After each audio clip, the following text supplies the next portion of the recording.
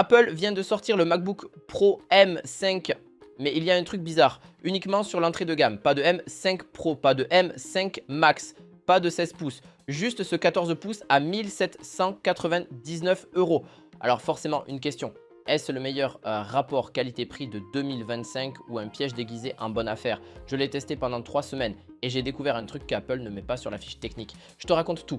Déjà, petite question, tu te souviens du MacBook Pro M1, cette machine de malade où tu oubliais complètement ton chargeur pendant 2 jours, où le silence était tellement parfait que tu te demandais si l'ordi était vraiment allumé. Cette sensation magique d'avoir une machine qui ne te lâche jamais. Et puis après, sont arrivés les puces Pro et Max. Beaucoup plus de puissance, c'est clair, mais aussi plus de bruit, plus de chauffe, donc un peu moins d'autonomie. Le compromis classique quoi.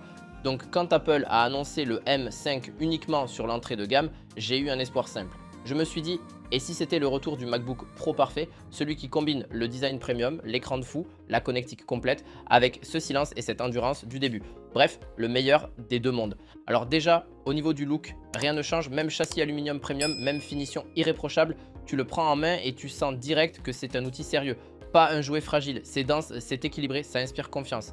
L'écran mini LED, toujours aussi spectaculaire, les couleurs claquent, le texte est chirurgical et la luminosité te permet de bosser en plein soleil sans forcer. L'encoche est toujours là, mais franchement, au quotidien, tu l'oublies complètement. Maintenant, passons aux choses sérieuses, les performances.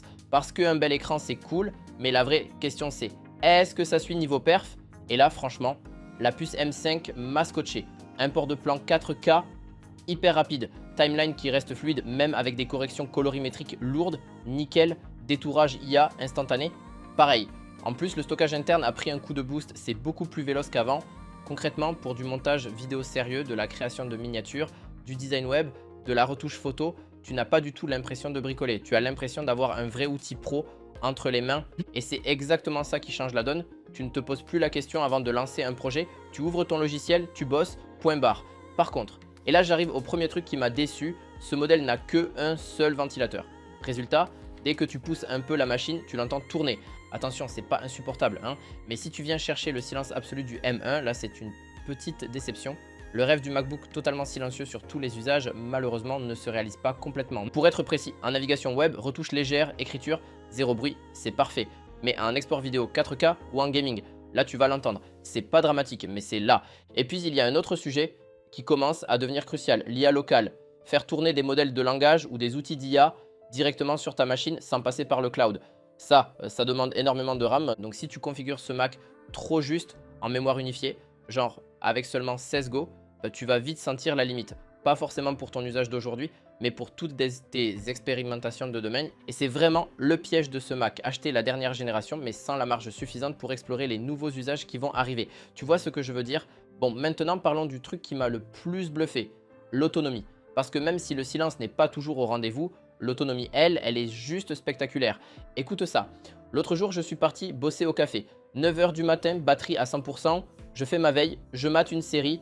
Pendant le petit-déj, je réponds à mes mails. La batterie bouge à peine. Je lance Final Cut vers 10 h. Je monte toute la journée. Correction colorimétrique, plusieurs exports, 3 projets différents. 18 h, je rentre chez moi. Il me reste 23% de batterie, sans avoir branché le chargeur. Et je parle pas d'une journée de navigation web tranquille. Je parle d'une vraie journée de montage vidéo intensif. C'est complètement dingue. Franchement, pour les créateurs nomades qui bougent beaucoup, c'est un game changer absolu. Tu reprends cette liberté totale de bosser n'importe où sans te prendre la tête avec les prises. Alors concrètement, pour qui ce MacBook? C'est clairement pour toi si tu viens d'un PC portable classique ou même d'un Mac M1 et que tu veux vraiment passer un cap. Si tu fais du montage vidéo, de la création de contenu, du design au quotidien, si l'autonomie est cruciale pour toi parce que tu es tout le temps en déplacement, dans les cafés, en coworking, si tu veux un écran premium, une connectique complète avec tous les ports qu'il faut, des haut-parleurs incroyables qui te permettent de vraiment profiter de tes contenus. Et surtout, si tu le configures intelligemment, au minimum 24 Go de RAM, idéalement 512 Go de stockage. Ça, c'est vraiment le strict minimum pour être tranquille. Par contre, passe ton chemin si tu veux explorer sérieusement l'IA locale avec des gros modèles. Là, prends direct un M4 Pro. Ou max, tu vas avoir besoin de cette RAM supplémentaire. Si tu as absolument besoin du Thunderbolt 5 pour tes workflows de transfert ultra rapide, c'est pareil, c'est sur les modèles Pro et Max uniquement. Ou si le silence absolu est vraiment non négociable pour toi, genre tu enregistres de l'audio en même temps que tu travailles. Et clairement, si tu fais uniquement de la bureautique basique, des mails, du traitement de texte, un MacBook Air sera amplement suffisant et beaucoup moins cher. D'ailleurs, petit hack rapide pour optimiser ton budget. N'achète pas 2 Teraoctets de stockage interne si tu n'en as pas vraiment besoin au quotidien parce que là, Apple te fait payer un bras. À la place, monte-toi un petit NAS domestique, c'est ton cloud personnel sans aucun abonnement mensuel où tu peux stocker tous tes anciens projets, tes archives, tes rushs de vidéos. Tu désencombres ton Mac, tu gardes juste tes projets actifs en local et le reste tu le stockes chez toi. Tu peux facilement économiser entre 400 et 600 € en upgrade de stockage et au final tu as un système beaucoup plus flexible. Je mets un lien en description pour un guide complet si ça t'intéresse. Bon alors, ce MacBook Pro M5, mon verdict? Honnêtement, c'est une machine qui m'a à la fois frustré et complètement bluffé. Sur le papier, c'est pas révolutionnaire. Dans la pratique, par contre, elle fait deux choses de manière brillante. Un, elle ramène cette autonomie légendaire qu'on avait perdue, mais cette fois dans un vrai châssis pro complet avec tout ce qu'il faut. Deux, elle met une vraie puissance créative professionnelle à un prix d'entrée de gamme accessible, 1799 €. C'est pas donné, mais pour ce que tu as, c'est cohérent. Mais attention, elle te force quand même à te poser la bonne question, celle que beaucoup de gens évitent. Est-ce que tu achètes cette machine pour ton usage d'aujourd'hui ou pour ce que tu pourrais avoir envie de faire demain? Si tu le configures bien avec au moins 24 à 32 gigaoctets de RAM, c'est potentiellement le meilleur MacBook Pro rapport qualité-prix de 2025. Mais il faut vraiment penser à long terme dans ta config. Voilà, si cette vidéo t'a aidé à y voir plus clair sur ce MacBook, balance un petit like, franchement ça aide énormément l'algorithme à pousser la vidéo.